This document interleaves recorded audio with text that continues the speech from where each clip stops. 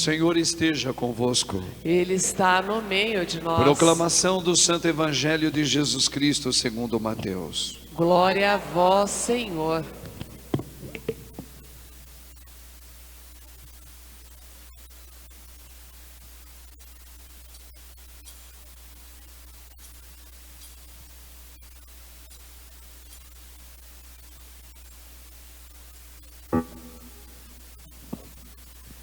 Naquele tempo, os discípulos aproximaram-se de Jesus e perguntaram: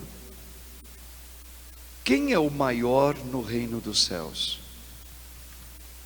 Jesus chamou uma criança, colocou-a no meio deles e disse: em verdade vos digo, se não vos converterdes e não vos tornardes como crianças, não entrareis no reino dos céus. Quem se faz pequeno como esta criança, este é o maior no reino dos céus. E quem recebe em meu nome uma criança como esta, é a mim que recebe. Não desprezeis nenhum desses pequeninos, pois eu vos digo que os seus anjos nos céus veem sem cessar a face do meu Pai que está nos céus. Que vos parece?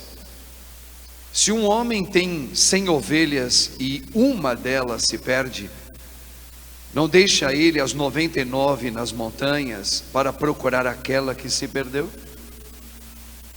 Em verdade vos digo, se ele a encontrar, ficará mais feliz com ela do que com as 99 que não se perderam. Do mesmo modo, o Pai que está nos céus não deseja que se perca nenhum desses pequeninos. Palavra da salvação. Glória a vós, Senhor. Aleluia, aleluia, aleluia, aleluia, aleluia,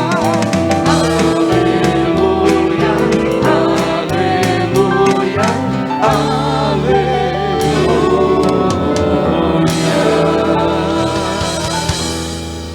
Rogai por nós, Santa Mãe de Deus, Para que sejamos dignos das promessas de Cristo. Amém, amém. Irmãos e irmãs, repare bem aqui algumas pequenas reflexões para chegar em você que está aqui hoje. Deus, é assim que Deus age. Ele não quer que nenhum de nós aqui saiamos desse templo sagrado sem ser respondido, porque Ele ouviu você. Isso eu não tenho dúvida nenhuma. Olha só, os discípulos que caminhavam com Jesus, caminhavam tanto tempo com Ele, viram tantos milagres dele, ouviram tantas reflexões dele, mas olha o tipo de pergunta que eles vão fazer: quem é o maior no reino dos céus? Eles não entenderam nada, zero, não entenderam nada. Porque, olha só, vamos compreender outra coisa aqui.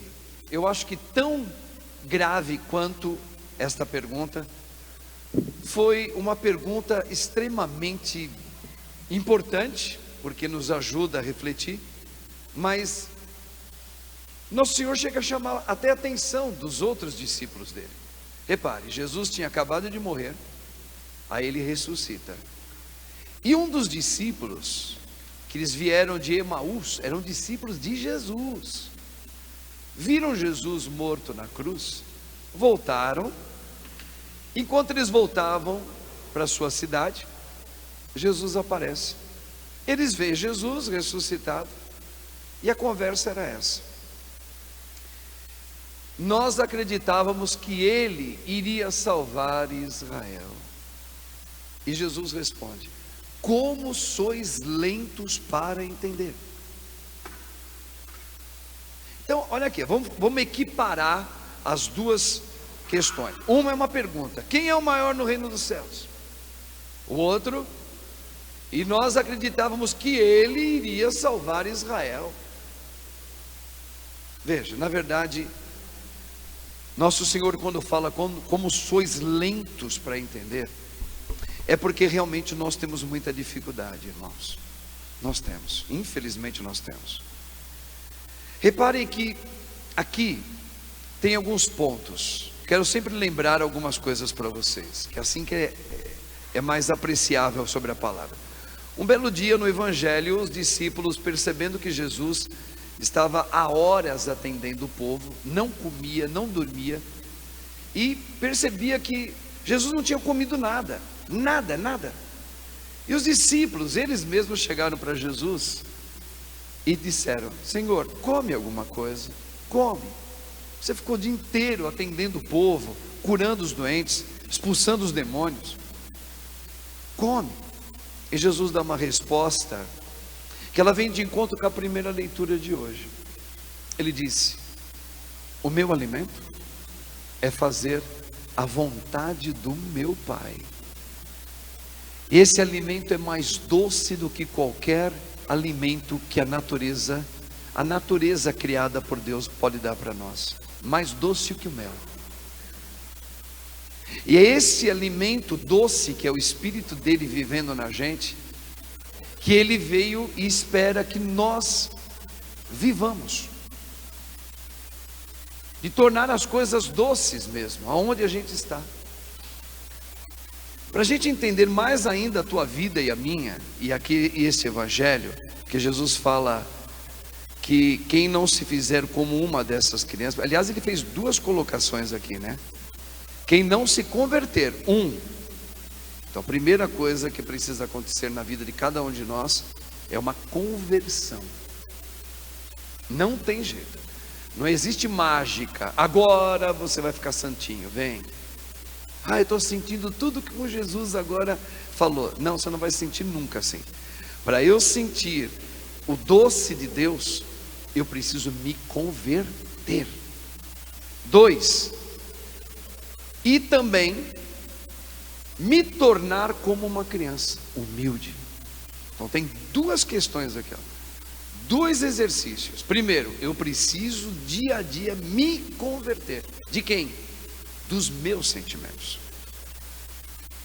E também me esforçar para ter uma humildade, acreditar como uma criança acredita no pai. Mas acredita mesmo. Se o pai falar, se joga, eu me jogo, vem, eu vou, fica, eu fico, não pula daí, eu não pulo, porque o meu pai falou. Então, a criança tem esse significado. Toda criança é assim, ela confia no pai, ela confia na mãe. Então, a conversão e se tornar é todo um caminho. E esse caminho, ele se dá através da morte. Eu vou explicar. O cristianismo tem mais de 2000 anos. Grava bem isso. Isso aqui a gente precisa trabalhar no meu dia a dia, e não tem idade para entender isso, qualquer um entende. Nos 2000 anos, a igreja somos nós. A igreja não é uma instituição, a igreja são as pessoas.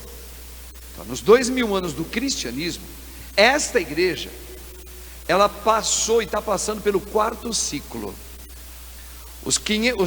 O primeiro ciclo, os primeiros 500 anos dos 2000 anos que passaram, aconteceu uma coisa que todo mundo achava que a igreja ia acabar.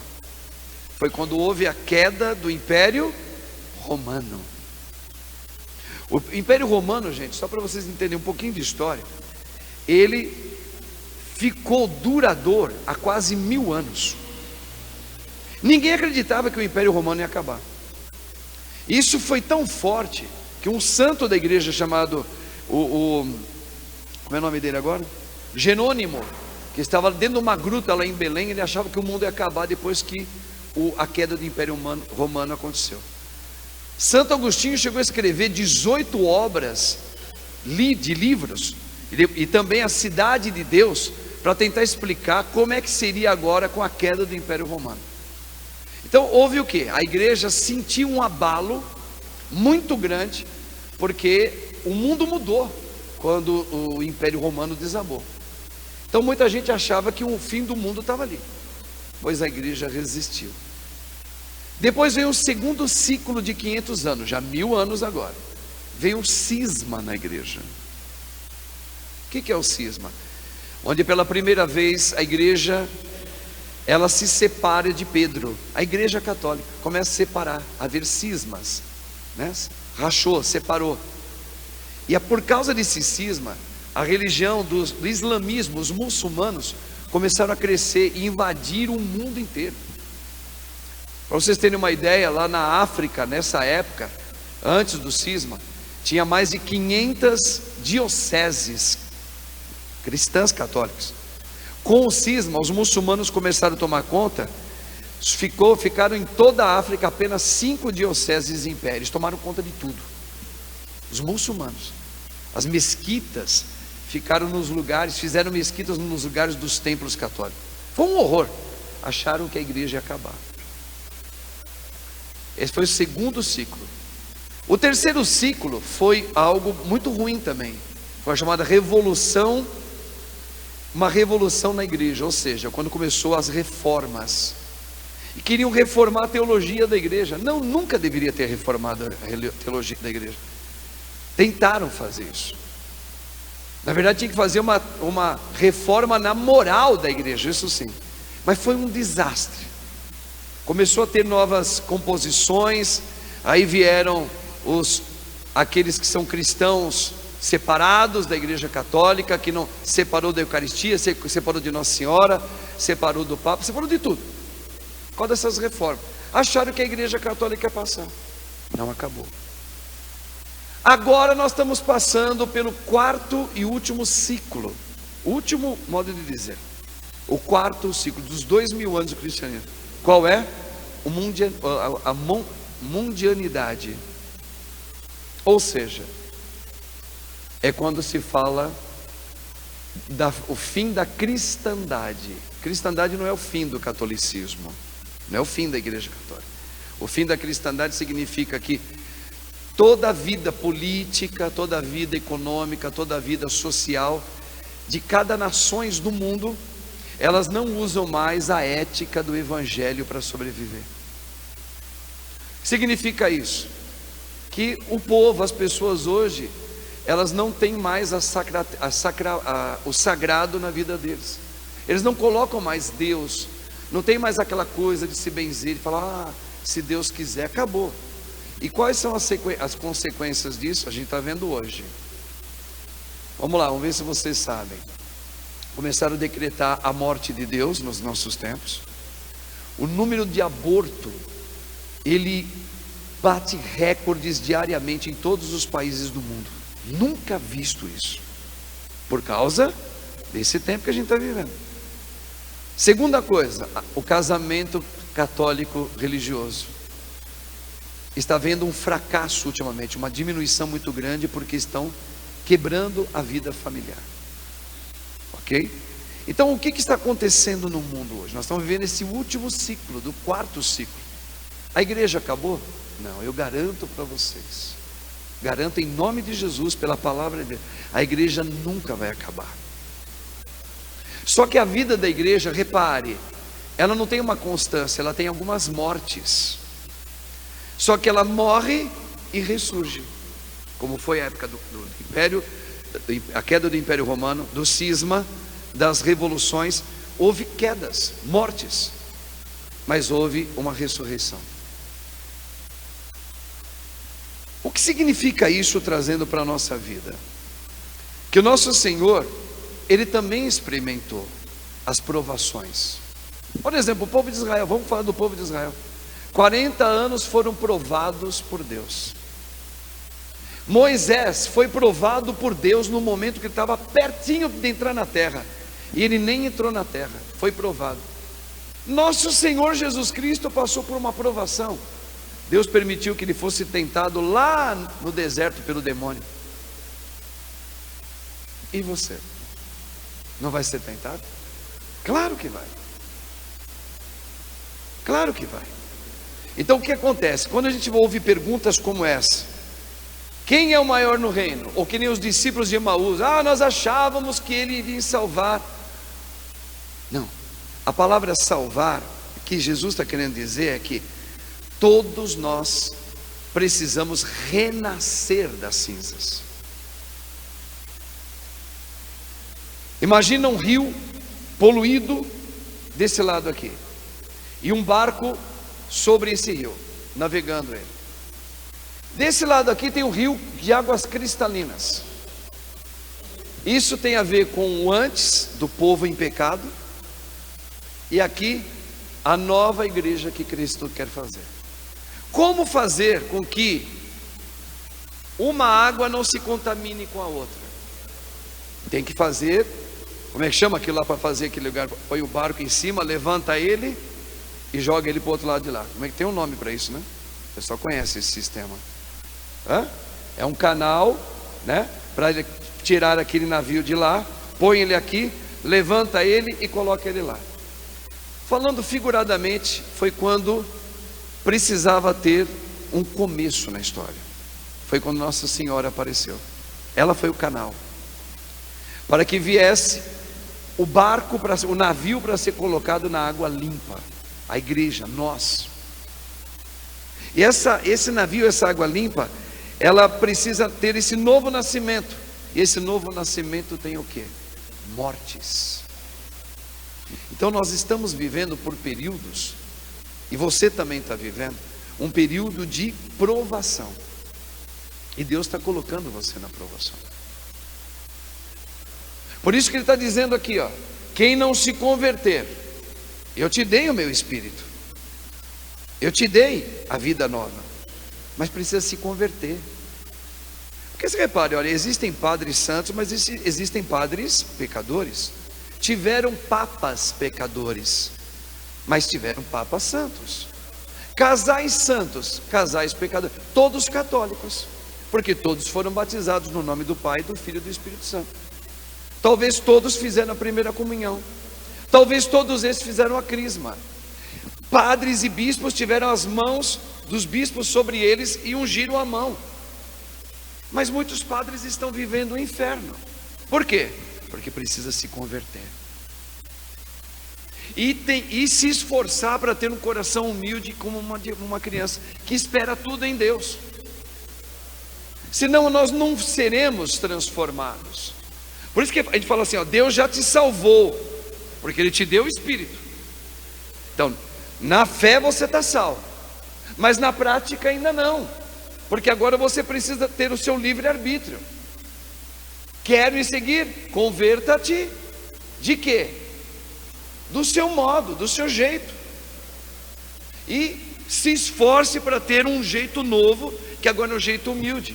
Santa Clara. Repare que a nossa maior dificuldade é a gente sair dos nossos vícios. É a maior dificuldade que a gente tem. Então, irmãos, essa leitura de hoje, ela rebate sempre aquilo que Deus vem trabalhando aqui na paróquia com a gente. Que não existe ressurreição sem ter primeiro uma sexta-feira santa. Não existe, pode reparar. Se você pegar o cristianismo e falar assim, olha, alguém ressuscitou sem passar pelo drama antes? Não tem, não tem. E você, meu irmão, minha irmã, você que está aqui, você que está sofrido, não tem outro jeito. Agora vamos à outra parte, do doce. A primeira leitura em Ezequias está falando de um rolo que Deus dá para ele comer. O rolo aí é a própria palavra, a palavra é Cristo, é o Cristo dado, é a vida do Espírito. E essa vida, ela é doce. Agora vem uma prova, e aqui é a última parte da minha homilia. Qual é a prova que Deus põe? Vamos dar algum exemplo? Eu quero dar exemplo dos idosos. Quem chegou à vida idosa. Mas não é idoso de 60 anos que é bonitão. Porque hoje os sessentões está tudo bonito. Sessentonas, está tudo bem. Não, estou falando de idoso velhinho, mal de saúde. Velhinho idoso que não tem mais a palavra que chama atenção, que tem dificuldade de lembrar as coisas já, que some da cabeça as palavras, que demora para falar, que quer contar em detalhe. E nós, mais novos, estamos no mundão, tudo é muito rápido e a gente não tem paciência com o idoso. O idoso às vezes não tem mais a pessoa que tem vontade de visitar com a família, com a avó, o vô, não quer mais. O pessoal quer gente ligeira, gente que fala a nossa linguagem, fala as coisas do mundão. E o velhinho sofre com tudo isso. É onde ele começa a se sentir rejeitado, ele tem vontade de morrer, ele começa com aquela conversa, por que Deus não me leva? Por quê? Porque ele está triste. Ele está sentindo alguma doçura aí? Não, ele está sentindo um amargor, um amargo. Ainda mais quando começa a ficar com problema de saúde, gente, que tem toda hora tem que procurar um médico. Fica frágil, qualquer coisinha se arrebenta, ou qualquer coisinha pega uma gripe. Você sabe o que é ficar velhinho desse jeito aí? Você não sabe não. Então repare, humanamente falando é horrível. Por quê? Porque ninguém mais quer. Eu lembro de um Chapolin, ninguém tem paciência comigo. É verdade, ninguém tem paciência com o idoso. Ficam mais chatinhos, porque eles querem chamar atenção. Pois agora eu vou colocar uma questão para os idosos. Idosos, Deus te deu a graça de primeiro você beber leitinho, de ter vivido uma juventude, você era bonita, você era bonito, você podia andar, você tinha o dom da palavra, você era o ditador dentro da sua casa, as coisas vão ser assim, não, vem para cá, vem comer agora, vem, papa. Pois é, você tinha o comando. Então você teve o período do leite, agora veio o período da maturação. Você teria a capacidade de se converter de você, na idade que você está, e se tornar como uma criança, de fazer a sua idade avançada, com tudo que você está vivendo, que é contrário do mundo, você viver essa idade avançada, fazer dela doce na tua vida? Essa é a resposta de Deus hoje para muitos idosos aqui. Eu acabei de sair do médico, pai, fiquei internado, vou ter que fazer uma outra cirurgia, agora falaram que tem risco porque eu sou idoso demais. Olha quanta coisa. Você consegue imaginar você sentir o doce de Deus na velhice? Pois esse é o teu desafio. Esse é o teu desafio. Eu estou pegando o idoso como exemplo, mas você pode trazer para você que ainda não é idoso desse jeito. Você tem outros tipos de problemas. É a mesma coisa. Você consegue pegar um matrimônio, aliás, muita gente nem mais é casada na igreja, o pessoal vive junto e fala minha esposa. Eu respeito, mas não é católico, regente na fé ainda. Não é. Tá? Mas vamos lá, digamos que você está numa crise no teu matrimônio. Você consegue sentir a docilidade numa crise matrimonial?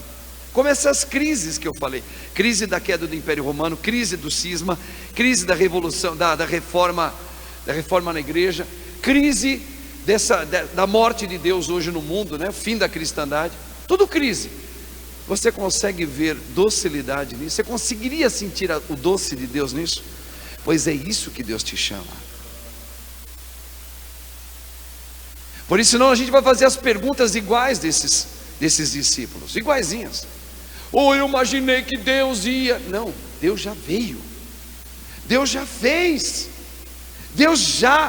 Ele te chamou, te designou e te capacitou. Agora, converta-te, e pode ser em qualquer idade, reparou? E esforça-te para ter um coração igual de uma criança, que espera tudo no Senhor. Irmãos, o resultado final da nossa caminhada aqui é o seguinte: Deus permite que eu e você estejamos nesse mundo, não para ser casados, não para ser padres, não para ser solteirões, não para ser modelo, não para ser jogador de futebol, não para ser pai ou mãe. Deus chamou você e deu uma vocação para que você aprenda a ter o doce de Deus em você, em qualquer circunstância da tua vida, rico, pobre, mulher, homem. O resultado final é esse, e é isso que Ele vai pedir a conta no final. O que fizestes com aquilo que eu te chamei? Eu fiquei velho, não tinha mais força. Cadê o Espírito? Era nesta hora. Lembra que Deus vem falando aqui através de mim, para com vocês também? Qual é a melhor época da nossa vida? Hoje, nesse ciclo do fim da cristandade, onde as pessoas não se visitam mais, onde uma minoria é chamada para dar o testemunho de Deus. Quero lembrar você por que é a minoria. Só para falar que você foi escolhido por Deus. Você que tem idade já, tem idade e está aqui. Você foi escolhido. Não foi o teu marido, não foi o teu filho mais novo, foi você. Vamos lá, Gideão. Gideão, já contei o fato de Gideão ocorrido na Bíblia. O que Deus fez ali? Gideão resolveu guerrear contra os midianitas. Os midianitas eram homens muito mais preparados na guerra, e eles eram em 60 mil midianitas. Gideão tinha um exército de só de 30 mil israelitas, o povo escolhido. Deus fala para Gideão assim: Gideão, pode dispensar, tem muito homem no nosso exército, pode dispensar os covardes.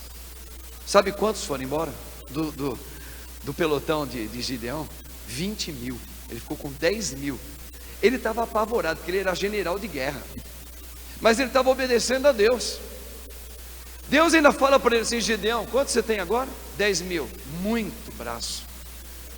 Leva lá no rio, põe eles lá. Os que beberem que nem cachorro, pegando a água com a mão e beber, separa eles. Os que se deitar pegando água com tudo, separa por outro lado. Dos 10 mil sobraram só 300, que Deus falou: pega os 300, é com esse pouquinho aí, ó, é com esse pouquinho aí, que nós vamos guerrear. Vamos guerrear contra quem? Contra a crise que chegou. E vamos vencer. Venceu ou não venceu? Venceu ou não venceu? Venceu, é só ler lá. Se você que está aqui hoje, eu vou te dizer sem medo de errar, Deus te escolheu. E aqueles todos lá na minha família, pode ser que um dia venha, mas Deus não escolheu eles agora não, escolheu é você. Com a sua nojentice, com a sua sem vergonhice, com a sua fraqueza, com os seus ciúmes, com o seu vício, com aquilo que você não conta para ninguém, mas Deus escolheu você.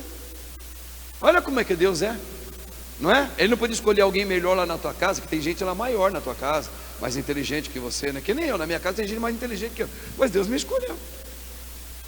Lembra da história de Davi? O Gesser, o paizão, tinha vários filhos. Tinha uns bonitões lá, tinha 1,95 m, o outro tinha não sei o que, outros tinham os olhos verdes, peito não sei o que. Cara, você vê que o cara parece que nasceu para ser bonito. E Deus falou assim: não é esse, não é esse, não é esse, não é esse, não é esse, não é esse. Aquele é inteligente, mas não é esse. Tem mais algum filho aqui? Tem um ali que estava trabalhando no campo lá atrás, aqui, é o mais novinho, um franguinho. Pois é ele, pode ungir ele, ele vai ser o homem. Pronto, aí você sabe qual foi a história todinha do rei Davi, né? Deus escolheu você. Você vai falar: mas eu? É você. Tem um filme lá do Robert De Niro, do Taxi Drive, Taxi Drive. Tem uma hora que fala assim: você não sei o que ele. Eu? Aí ele olha assim: a mim? Sim, você. Deus te escolheu. Ele não escolheu outro. E é com você que Ele quer reconstruir a crise onde você vive e mora. E Ele vai reconstruir. Mas primeiro precisa se converter e se tornar um coração como o de uma criança. E verás o que Ele vai fazer através de você. É Ele que faz, não é você. Você entendeu, meu irmão, minha irmã? Essa palavra é de hoje aqui, por isso que o padre está falando. Ia chegar em você. Pode vir a época que for de crise no mundo. Muita gente está indo embora da igreja católica. Reparou como diminuiu muito? Muita gente está voltando para a igreja, mas diminuiu muita gente da sua família para vir para a igreja. Porque Deus escolheu você. Lembra de Gideão? Lembra que Ele não quer a maioria, Ele quer que venha os que têm coragem. E o que tem coragem não significa que não tenha fraqueza. Tem gente que é fraco, tem malícia, é sem vergonha, não é? É velhinho, é velhinha, é chata, mas tem coragem. Mas tem coragem. É você. Agora, só que ele está dizendo o seguinte: para a gente vencer esta guerra na sua história, converta-te. Não tem outra conversa. Mas na minha idade, na sua idade, na sua idade. Eu não sei que idade você tem. Eu fiz 57. Não parece, porque meu biotipo é uma coisa diferente no mundo. Mas eu tenho 57 anos. Muito obrigado. Mas já tenho 57. Alguns aqui são mais novos do que eu, tá com cara de vovozinha, coroca. 53, 55. Ah, meu Deus, parece que já, né? Não importa a tua idade, Deus te chama agora. Eu gosto daquele velhinho lá, Simeão, lá no vitral, tá de preto com a barba branca. Na minha opinião, ele tinha mais de 80 anos. Naquela idade, Deus tocou ele. Você sabe da história, né? Agora meus olhos viram a salvação. Ele se tornou como criança nas mãos de Deus. Então, irmãos e irmãs, essa noite aqui, Deus, Ele faz a obra dele. Ele quer fazer a obra dele através de você. Você é um milagre em Deus. Acredita nisso. Eu lembro direitinho o que o diabo está fazendo em muitos de nós aqui. O diabo acorrenta a gente. Ele suga. É como se sugasse o sangue da gente. Não vou nem falar isso. Eu vou dar um exemplo de coisas médicas. Quem faz hemodiálise, o que acontece? Aquela máquina, ela tira todo o teu sangue e ela vai filtrando e vai colocando de novo, né?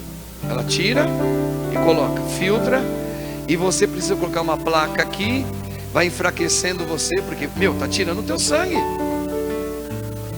O diabo tira a força da gente todinha. Com traumas,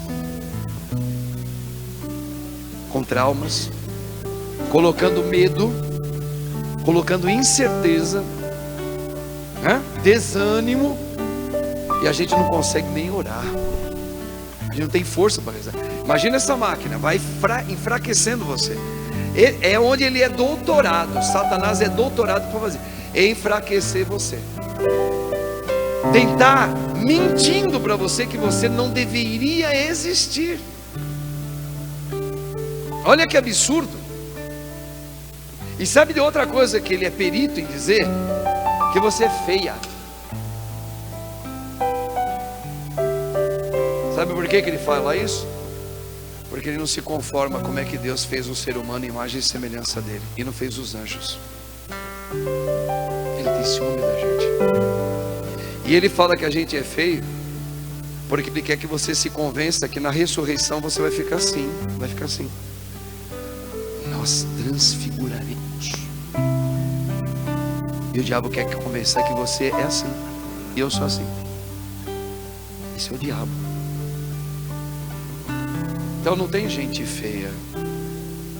Tem gente que está disfarçada de mãe, de pai, de padre, mas no monte vai transfigurar. Ele transfigurou para mostrar: olha você aqui. Isso foi tão forte que Pedro falou: eu quero ficar aqui. E o diabo, ele é perito em dizer: você não devia ter nascido, você é fraco, você não consegue, você é feio, você é gorda, o outro é melhor que você é ridículo. Tudo que é desqualificado, ele usa. E como é que ele usa isso? Se ele não fala no seu subconsciente, ele fala por pessoas perto de você. Às vezes seu marido vai esculambar você, um filho teu, um colega na escola, um colega do trabalho. Renuncia. Eu sou querido, eleito e designado por Deus.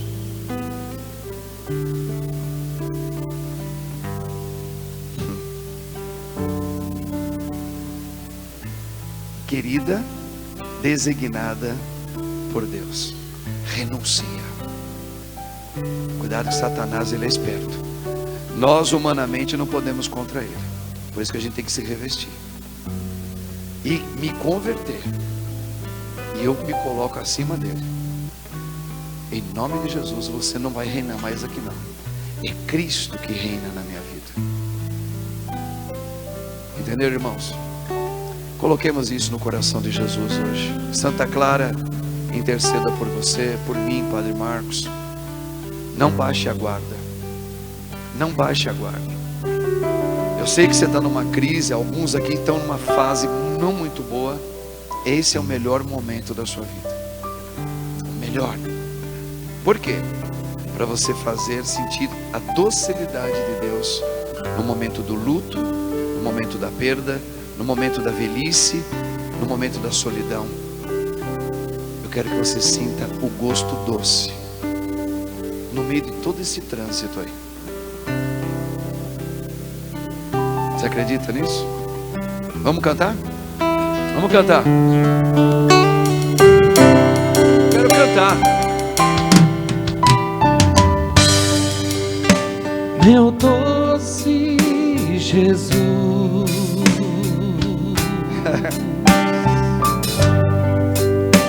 meu doce Jesus,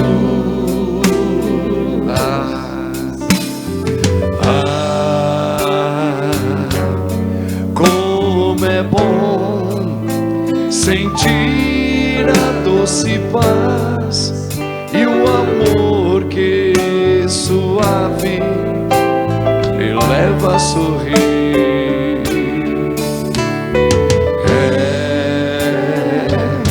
Você chegou, qual ladrão me fitou e roubou para si. Por isso que eu não me casei. Meu coração. E agora? E agora, sem forças, eu sou prisioneiro do mais belo amor, do doce Jesus, Do meu bem da cruz. do meu bem da cruz. E agora, sem força nenhuma, vai. E agora, sem forças, eu sou prisioneiro do mais belo amor, do doce Jesus, do meu bem da cruz.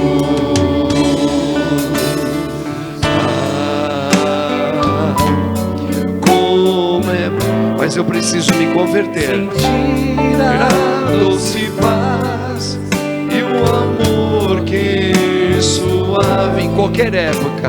me leva a sorrir. É, Jesus. Você chegou em 2026 Você chegou, na minha vida qual ladrão me fitou e roubou para si e roubou para si todo o meu coraçãozinho aqui, o ó. meu coração. E agora com 57 anos, hein? Vai. E agora, sem força, eu sou prisioneiro do mais belo amor, do doce Jesus, Quem Ele é? do meu bem da cruz. E agora sem força nenhuma. E agora, sem forças, eu sou prisioneiro do mais belo amor, do doce Jesus, do meu bem da cruz. Uma vez eu estava assistindo um filme dos 10 Mandamentos e na mesa com Moisés estava Elisiar. Era um garotinho, mas está na Bíblia. E na mesa, dentro daquele casebre com as portas fechadas, onde o sangue do cordeiro foi passado, Moisés pediu para fechar a porta porque o hálito da morte ia passar bem ali. E quem não estivesse com a marca de Deus ia morrer. Então Moisés fala: fecha a porta. porque hoje é o dia da graça, é o dia de graças a Deus. E aí o menino vai perguntar: Moisés, por que essas ervas aqui são amargas? Por que os pães não tem fermento? É tudo meio azedo. E Moisés falou para nós lembrarmos que o Senhor primeiro, Ele nos passa pela planície da crise, mas que Ele nos tirará dessa escravidão em breve. Até para lembrar, depois que eles comiam pães azedos, ervas amargas, e aí Eliezer ficou feliz. Ele falou: então vamos comer. Ele falou, aí Moisés: vamos comer. Aí eles se voltaram, começaram a comer, e os gritos começavam a acontecer lá fora. Pois veja o filme é muito forte. Às vezes Deus coloca umas ervas amargas no matrimônio de alguns aqui. Outros dão pães azedos com filho com droga. Outro enterro de um filho. E aí o que Deus está falando? Aceita, vai, e eu te darei o doce viver nessa hora. É só um tiquinho. Vamos nos encontrar depois. Vai comigo. Eu quero que você saboreie agora o gosto do meu espírito nessa hora. Eu vou santificar você nessa crise que você está. Como? Aceita a sexta-feira da paixão, aceita. Sem ela não se ressuscita. Aceita essa provação. Aceita, meu irmão. Às vezes você passou por uma crise com teu pai,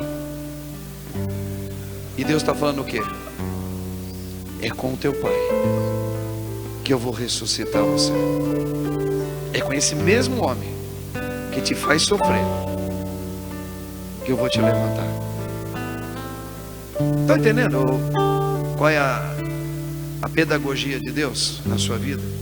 Eu não sei o que você tem de dificuldade, e Deus está falando: saboreie ela, sinta gosto. Não é ser masoquista, não. Bom, já que veio, eu vou fazer disso o mais doce de Jesus nesse matrimônio que eu estou, no espírito. Mas eu preciso me converter. Não esqueça disso. Se eu não me converter, eu vou praguejar. Está entendendo? Exercita isso na sua vida. Eu termino assim: exercite aquilo que não é legal em você. Não como esta erva amarga, ela vai se transformar em doce, doce, doce que nem mel. Aproveita para se converter nessa erva amarga. Não a minha vontade, Senhor, a tua. Reze com a Virgem Maria. Reze sem vontade, mas reze. Não pare de rezar. Vai nas missas, confesse sempre. Se você for ridicularizada, continue indo. Você vai ver o que Deus vai fazer. Você vai sentir o gosto de Deus na tua vida. Você vai sentir o gosto de Deus na sua vida. Ele é doce, doce, doce. Venha o que vier, Ele é doce. Amém? Venha o que vier, Ele sempre é doce. Sempre é doce. Eu não tenho mais medo. Eu não tenho mais medo. Não tenho mais medo. Repita, compadre: eu não tenho mais medo. Porque o doce Jesus está comigo. Em qualquer lugar, em qualquer fase da minha vida. Essa é a melhor hora. Essa é a hora da graça de Deus na minha vida.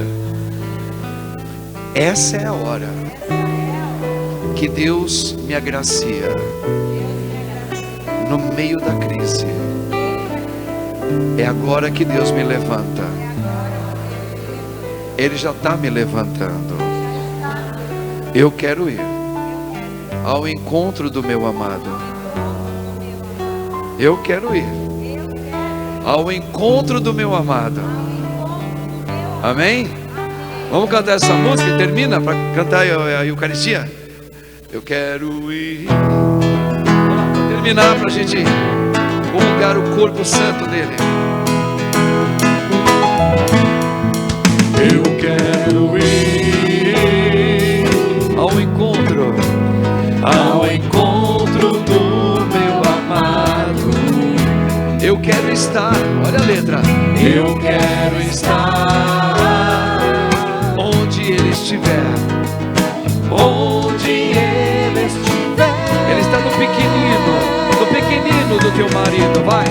A sombra de suas asas, ao encontro do meu rei. A sombra de suas asas, Converte-te, guiado pelas suas mãos. onde ele estiver, vai. Onde Ele estiver, Eu estou no pequenino. eu também quero estar. Ele está na tua casa. E onde Ele estiver, eu também quero estar. Eu quero estar nos braços do Pai. Eu quero ir, vai.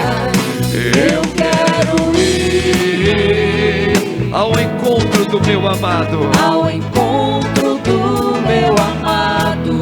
Eu quero estar onde ele estiver. Eu quero estar Onde ele estiver. onde Ele estiver. A sombra de suas asas.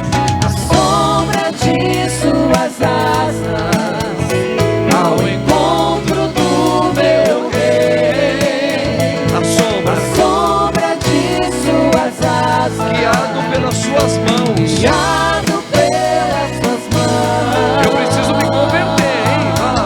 Onde ele estiver, E onde Ele estiver, eu também quero estar. eu também quero estar. Onde ele, E onde Ele estiver, eu também quero estar. Eu quero estar nos braços do Pai.